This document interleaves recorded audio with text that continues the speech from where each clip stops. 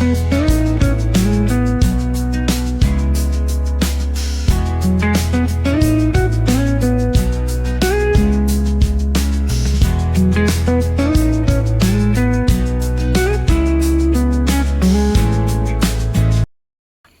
ભાઈ બધાને જય માતાજીને જય દ્વારકાધીશ।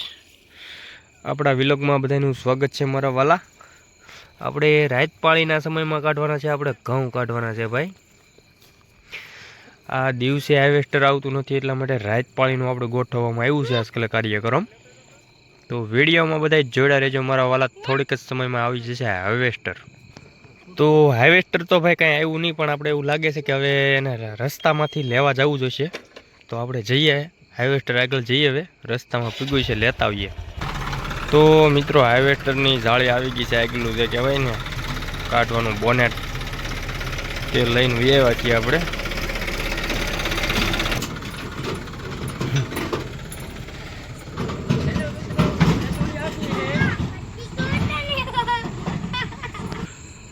તો ફાઇનલી મિત્રો આપણું હાર્વેસ્ટર આવી રહ્યું છે ભાઈ, તમને કદાચ દેખાતું હોય મિત્ર મંડળ, આગળથી હલાવે છે। હા ફાઇનલી મિત્રો હાર્વેસ્ટર આવી ગયું હાથમાં, હાર્વેસ્ટર આવી ગયું છે આપણા કેડા સુધી। રાજપાળીમાં તો કંઈક આવું થાય છે, આમાં તાકાત બહુ લાગે એટલે સડી તો જશે ઢાળ।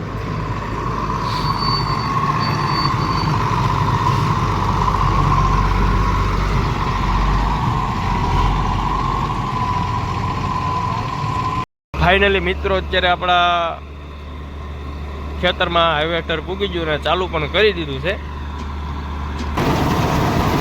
તો મિત્રો સ્ટાર્ટ કરી દીધું છે ભાઈએ હાર્વેસ્ટર।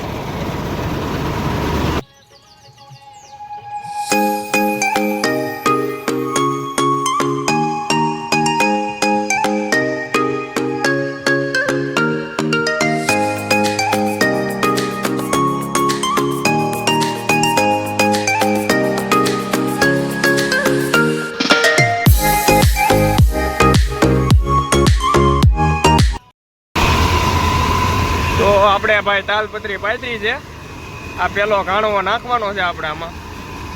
કેટલા ઘઉં થાય આપણે જોઈ મિત્ર મંડળ।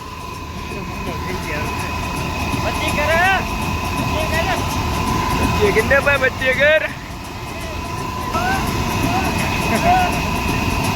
આજે અમારા યોગેશભાઈ ભાઈ બહુ ખુશ થઈ ગયા।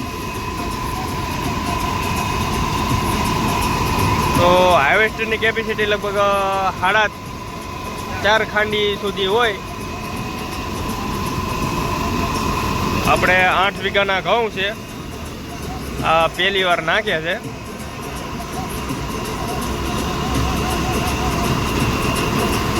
તો મિત્ર મંડળ આપણે ઘઉં નીકળી ગયા છે ભાઈ, ઘઉં તો બહુ ઝાઝા થયા છે। રાજપાળીનો સમય છે એટલે બહુ ખાસ દેખાશે નહીં મિત્ર મંડળ, અંદાજે 15-16 ખાંડી જેટલા ઘઉં થયા છે આપણે। તો મિત્ર મંડળ આપણે એટલા ઘઉં થયા છે, આપણે રાતે લઈને આવ્યા હતા હાર્વેસ્ટર। અત્યારે તો દિવસના આપણે આવ્યા છીએ આટો મારવા ખાલી। અંદાજે તો એવું લાગે છે કે 12 ખાંડી ઉપર ઘઉં હોવા જોઈએ।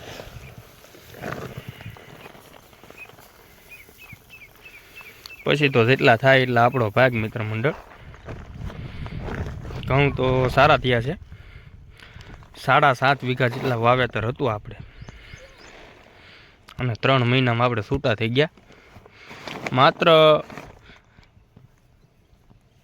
1 કલાકે નહીં, આમ તો 1 કલાકમાં આપણે છૂટા થઈ ગયા હાર્વેસ્ટરના ઘઉં કાઢેલા હતા। એટલે ઘઉં સારા નીકળ્યા છે, નથી આમાં ભેળ થઈ કે નથી કાંઈ ફાડા થયા, ઘઉંના સારામાં સારા નીકળી ગયા છે।